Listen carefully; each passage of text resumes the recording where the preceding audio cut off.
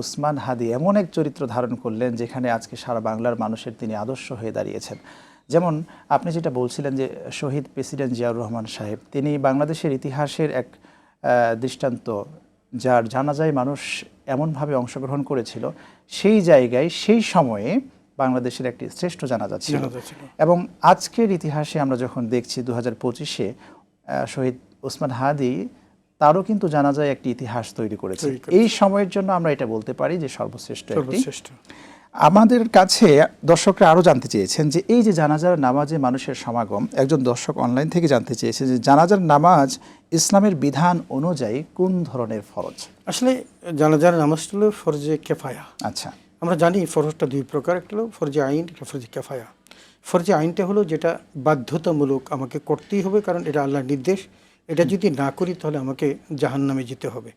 এই জন্য আমরা এই ফরজে আইন কাজটা করি। কিন্তু ফরজে কাফায়াটা হলো একটা এলাকা। শুনবো, একজন দর্শক আছে।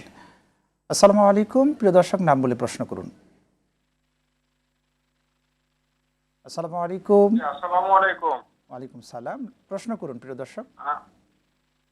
আমার প্রশ্ন হলো যে নামাজের সময় যে সূরা পড়তে হয়, যে এখানে যে কোরআন তেলাওয়াতের নিয়ম যে এক আলিফ বা গুণনা করা, সেই রকম আবার আত্তাহিয়াত, দরুদ শরীফ এগুলা পড়তেও কি সেটা লাগবে কিনা? ওকে, আপনি থাকুন, আপনার প্রশ্নটি আমরা বুঝেছি। আমরা মূলত দর্শকের প্রশ্নের উত্তর দেওয়ার পরেই মূলত সেই প্রশ্নেই পূর্বের উত্তরে আমরা যাব। উনি জানতে চেয়েছেন যে আমরা যখন এই সালাতের সূরাগুলো পড়ছি, যখন সূরা কেরাতগুলো পড়ছি, এইগুলো যখন আমরা একটু মদ গুন্না দিয়ে পড়ি, ঠিক একইভাবে দোয়াগুলো পড়ার ক্ষেত্রে সেখানেও কি মদ গুন্নার বিষয়গুলো আসবে কিনা, এটা জানতে চেয়েছেন। ধন্যবাদ। আসলে কোরআনুল কারীম তেলাওয়াত করতে যেরকম আরবির ব্যবহার, ঠিক দোয়াগুলোর মধ্যে একই জিনিস, নামাজের তরিকাটা একই জিনিস। কিন্তু এখন আরবি পড়তে হলে আপনাকে কিছু মাখরাজ আছে, কিছু সেফাত আছে, যেগুলো আদায় না করলে অর্থের বিকৃতি ঘটে। এখন কোরআন তেলাওয়াতের সময় যদি আপনি সেগুলো প্রতিপালন করেন অর্থের বিকৃতি না ঘটানোর জন্য, তাহলে আপনাকে কিন্তু ওই দোয়াগুলো পড়ার সময় কিন্তু সেগুলো রক্ষা করতে হবে। যদি না করেন তাহলে, যেমন দেখুন, আপনি আলিফের উচ্চারণ আইনের সাথে মিলিয়ে ফেললে তাহলে অর্থের বিকৃতি ঘটবে। আপনি কুল শব্দের অর্থ হলো বলুন, আর কুল শব্দের অর্থ হলো খাও। এখন খাও এবং বলুনের মধ্যে আকাশ পাতাল পার্থক্য। আর আমটা হলো তুমি নেয়ামত দিয়েছো, আর আমি নেয়ামত দিয়েছি, তার মানে নিজেকে খোদার মসনদে বসানো। তো এই যে ভুলগুলো, এগুলো যেন কোনো অবস্থাতেই না হয়, সেটা দোয়ার ক্ষেত্রে হোক অথবা তেলাওয়াতের ক্ষেত্রে হোক। সুতরাং তাকে এগুলো লক্ষ্য করেই পড়তে হবে। শুকরান, একজন দর্শক আছেন। আসসালামু আলাইকুম, প্রিয় দর্শক, নাম বলে প্রশ্ন করুন। আসসালামু আলাইকুম। ওয়ালাইকুম সালাম, প্রশ্ন করুন। আমি পঞ্চগড় ডিস্ট্রিক্ট আউটরাই থেকে বলতেছিলাম, সোহাগ ভাই। আমি হুজুরের কাছে একটি জিজ্ঞাসা করতে যাচ্ছিলাম যে অনেক জানাজা আমি লক্ষ্য করতেছি যে জুতা পরে নামাজ আদায় করতেছে, এটি কতটুকু ইসলামের আলোকে সর্বনীয়? জি, আপনি আমাদের সাথেই থাকুন, আপনি মনে হয় প্রশ্নটা বুঝছেন। আসলে ওই জুতা পরে জানাজার নামাজ পড়া যাবে কিনা, এটা হলো ওনার মূল প্রশ্ন। এরপরে হচ্ছে না, জুতো পরে জানাজার নামাজে অনেকে দাঁড়ায়, সেটা উনি জানতে চেয়েছেন। জুতো পরে হ্যাঁ, জুতো পরেও নামাজ পড়া জায়েজ আছে। আচ্ছা, যখন তিনি কনফার্ম থাকেন তার জুতার নিচে কোনো ইয়ে নেই, কি বলে,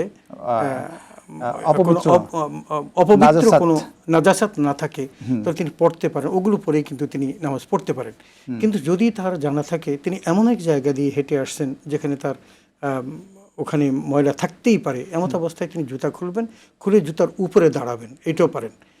কারণ বাইরে যদি পা রাখতে তার অসুবিধা হয়। কিন্তু শরীয়তের সম্মত নিয়মটা হলো জুতা খুলেই দাঁড়ানো। কিন্তু শরীয়তে যে ওইটা নিষেধ আছে এমনটি নয়। যদি তিনি কনফার্ম থাকেন যে তার জুতার মধ্যে কোনো নাজাসাত নেই, কোনো ময়লা নেই, পরিদিগি নেই, তাহলে কিন্তু তিনি জুতা পরেও পড়তে পারবেন। এক্ষেত্রে ওস্তাদ আরেকটি বিষয় জেনে নিতে চাই যে সামাজিক সৌন্দর্য বলে একটি কথা রয়েছে। অবশ্যই অবশ্যই। এই ক্ষেত্রে যদি আপনি সামাজিক সৌন্দর্য যে সেটা হলো জুতা খুলে জুতাগুলো সামনে রেখে তারপরে নামাজে দাঁড়ানো, এটা হলো সবচেয়ে সুন্দর। খুব চমৎকার আপনি বলছিলেন। আপনার কাছে আমরা প্রশ্ন রেখেছিলাম যে এই জানাজার সালাতটা মূলত, এখন যেটা বলছেন, একটা হলো ফরজে আইন, একটা ফরজে কাফায়া। তো ফরজে আইন যেটা, সেটা হলো আল্লাহ কর্তৃক প্রদত্ত নির্দেশনা, আকিমুস সালাত, নামাজ কায়েম করো, ওয়াতিউজ যাকাত, যাকাত প্রদান করো, এগুলো আল্লাহর নির্দেশনা। এগুলো ম্যান্ডেটরি করতেই হবে, যদি না করি তাহলে আমি অপরাধী হব এবং আল্লাহ আমাকে গুনাহের শাস্তি দিবেন। আর আরেকটা হলো ফরজে কাফায়া, যেটা সবার জন্য এটা ফরজ নয়, বরং সমাজের মধ্যকার কয়েকজন ব্যক্তি যদি এই দায়িত্বটা সম্পন্ন করেন তাহলে সবার পক্ষ থেকে আদায় হয়ে যাবে। আমার একটি আমল হলো এই জানাজা। জানাজার নামাজ। সুতরাং আমরা যেটা করে থাকি সেটা, যেমন গতকালকে যেটা ঘটেছিল, সেটা আবেগের বশত হয়েছিল। লক্ষ লক্ষ মানুষ যারা তাকে ভালোবেসেছে, তারা ভালোবাসার কারণেই তার জন্য দোয়া করতে এসেছে, অংশগ্রহণ করেছে। কিন্তু এটা যদি 5-7 জনও যদি দায়িত্ব পালন করতেন তাহলে কিন্তু সমাজের মধ্যে সবার পক্ষ থেকে আদায় হয়ে যেত। আদায় হয়ে যেত।